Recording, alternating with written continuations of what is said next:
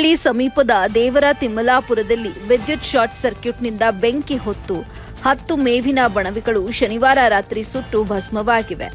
ದೇವರ ತಿಮ್ಮಲಾಪುರದ ಅರಸೀಕೆರೆ ರಸ್ತೆ ಪಕ್ಕದ ಮಾಸ್ತಮ್ಮನ ಗುಡಿಯ ಹತ್ತಿರ ರೈತ ವರದಹಳ್ಳಿ ಹನುಮಂತಪ್ಪ ರಾಮಪ್ಪ ಅವರ ಕಣದಲ್ಲಿ ಸಂಗ್ರಹಿಸಿದ್ದ ಸುಮಾರು 10 ಮೇವಿನ ಬಣವೆಗಳು ಭಸ್ಮವಾಗಿದ್ದು 2 ಲಕ್ಷ ರೂಪಾಯಿಗೂ ಹೆಚ್ಚು ನಷ್ಟವಾಗಿದೆ. ಕಣದ ಪಕ್ಕದಲ್ಲಿದ್ದ ಜಿಯೋ ಕಂಪನಿಯ ಟವರ್ ಹಾಗೂ ಟಿಸಿ ಕಂಬವಿದ್ದು ಇವೆರಡು ಬಣವೆ ಮೇಲೆ ಹಾದು ಹೋಗಿರುವುದರಿಂದ ಗಾಳಿಗೆ ಒಂದಕ್ಕೊಂದು ಸ್ಪರ್ಶಿಸಿ ಶಾರ್ಟ್ ಸರ್ಕ್ಯೂಟ್ ಆಗಿ ಬೆಂಕಿ ಕಿಡಿ ಬಣವೆಯ ಮೇಲೆ ಬಿದ್ದಿದ್ದರಿಂದ ಬಣವೆಗಳು ಸುಟ್ಟು ಹೋಗಿವೆ ಎಂದು ನಷ್ಟಕ್ಕೆ ಒಳಗಾದ ರೈತ ಹನುಮಂತಪ್ಪ ತಮ್ಮ ಅಳಲು ತೋಡಿಕೊಂಡಿದ್ದಾರೆ. ಅಗ್ನಿಶಾಮಕ ದಳಕ್ಕೆ ಕರೆ ಮಾಡಿದಾಗ ಸ್ವೀಕರಿಸದೆ ನಿರಾಸಕ್ತಿ ತೋರಿ ತಡವಾಗಿ ಆಗಮಿಸಿದ್ರು.